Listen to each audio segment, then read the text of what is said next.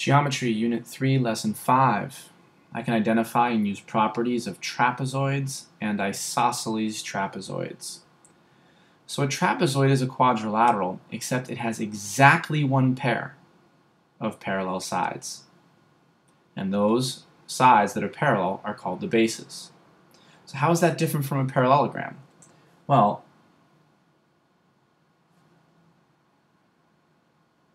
it's different because a parallelogram has both pairs, so two pairs of parallel sides.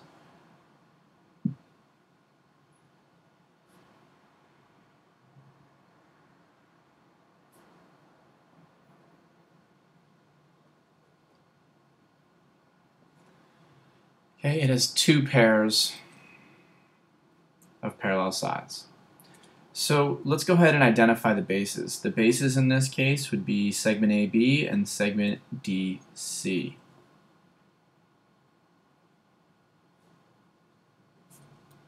AB, DC. That's a base. That's a base.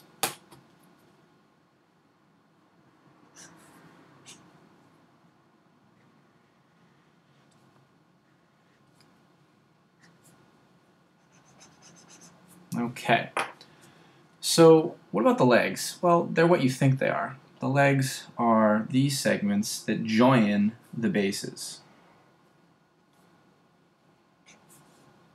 Those would be the legs. So I'll call this a leg, and I'll call that a leg of the trapezoid. And then what do you call these? Well, those would be base angles.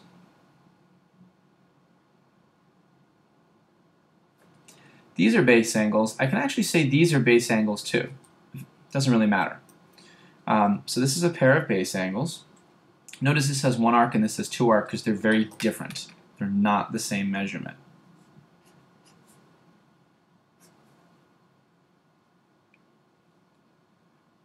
Okay. So let's see, my legs were AD, segment AD, and segment BC. And the base angles would be angle D and angle C in this example. So what's supplementary? And this is a really important question. Are these two supplementary? And the answer is no, because these lines right here, and this would be the transversal, these aren't parallel. But these are parallel, aren't they? Take a look. So if these are parallel right here, then if you were to extend things like this,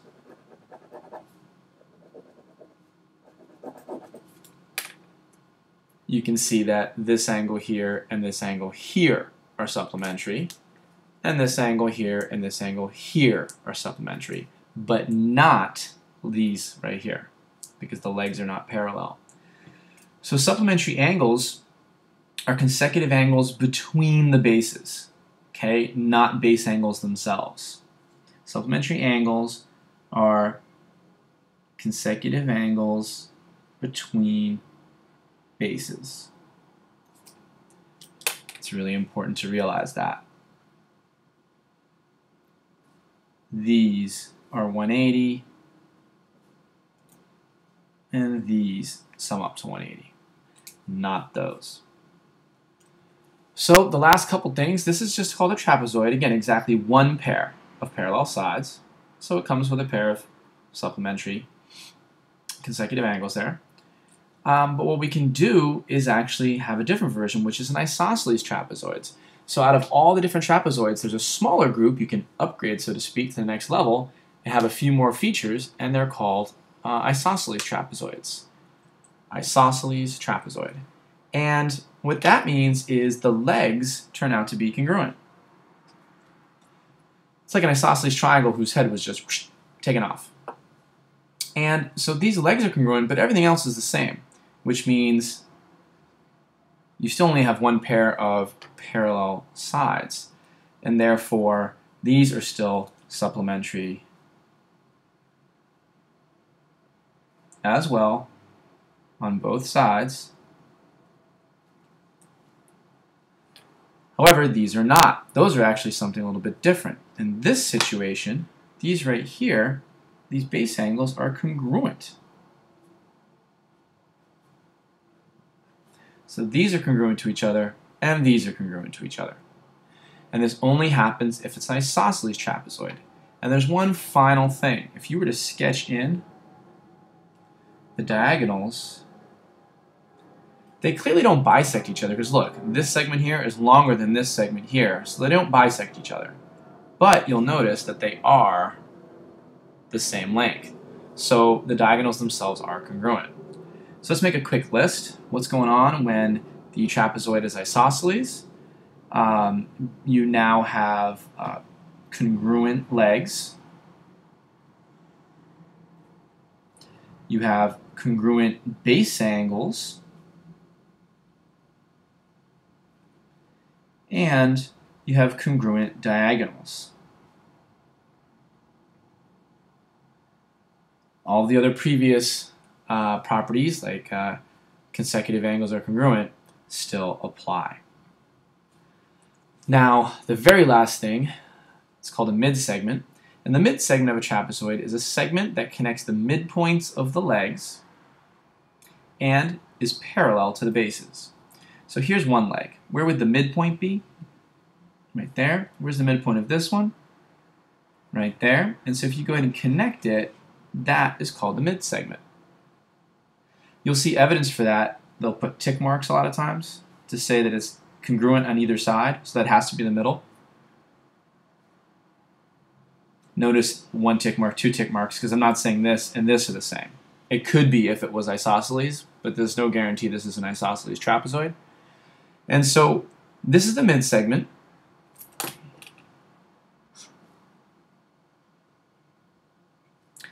And the way you calculate it is the midsegment's length is equal to the mean, or the average, of the bases.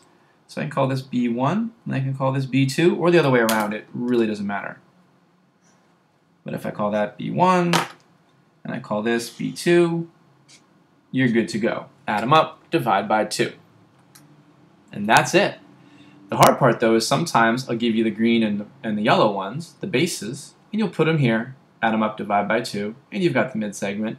But it gets particularly difficult when I give you just one of the bases, and I give you the midsegment, and you have to find the other base. Let's go take a look. Here's your first guided practice problem. You can pause it and try it on your own, and then press play, and see how I do it. Okay, here I go. RSTU is an isosceles trapezoid, so this is really important to me. It's isosceles, so that immediately lets me do things like mark up the legs as congruent, and I also know the base angles are going to be congruent too. I can go ahead and do that really quick. I know these are congruent.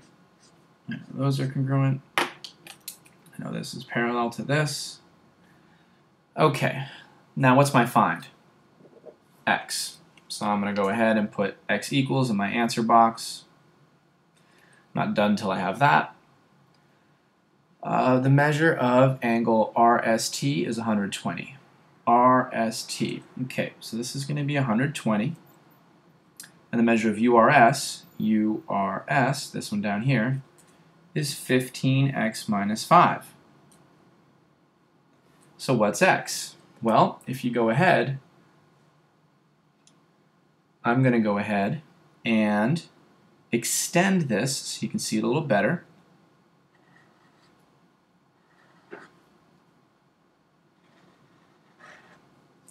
And you can see that these are supplementary. So my equation would be 15x minus 5 plus 120 is equal to 180. I'm going to go ahead and combine like terms, and I'm going to get 115 if I combine these like terms right here. I'm going to go ahead and take 115 from both sides, and I'm looking at 65, I think. Let's see, and then I have to divide both sides by 15. And if I come up here for a little more room, x is 65 over 15. Well, I don't think that's going to be too nice, but if I write out the factors, this is 5 times 3, 15 is. And I'm going to say it's 5 times 13. I can go experiment on the side. The 5's undo each other. And my final answer for x, I think, is going to be 13 over 3. And I don't really like it when I write it sideways like that. I much prefer it up a horizontal fraction bar like that. Okay? I found my x, so I'm good to go. Now, the last one is over here, and it's the mid-segment. Let's do it real quick. Notice it says it's just a trapezoid. It didn't say it's isosceles. But that does tell me, for example, that these are parallel to each other. And what I forgot to annotate up here, this mid-segment is parallel to the bases. So you already know the bases are parallel, but it turns out the mid-segment is too, and that's super, super important. So I can come back down here, and I realize that all three are going to be parallel. And what I want to do is if AB is 25, EF is 18, what's DC?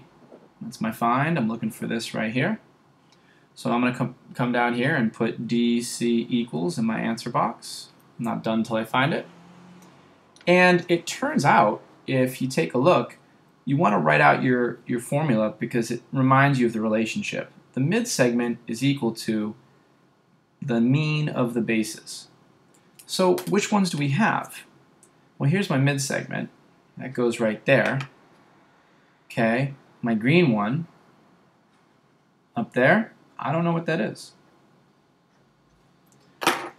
And my yellow one down here is 25. So I'm going to go ahead and substitute in 18 for the mid-segment, 25 for my second base, and I don't know what my first base is. It's so important to write this full relationship out, the equation, because then you won't put the 18 over here. It's the most common mistake. So how do I undo a division by 2? You know it. Multiply both sides by 2. And so you get 36 is equal to B1 plus 25. And if you subtract both sides by 25, you're looking at 11 for DC. Bonus, angle ABF. If it's 60 degrees, what's the measure of EFC? EFC. What's that one right there? And if you look really closely, you can extend this, don't forget. And these right here are corresponding angles.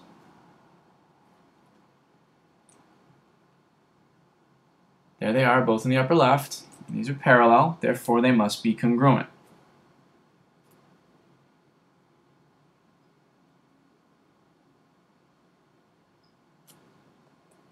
Because the lines are parallel. So the measure is 60 degrees. Okay, make sure to annotate and to write your full equation when doing the mid-segment. Good luck.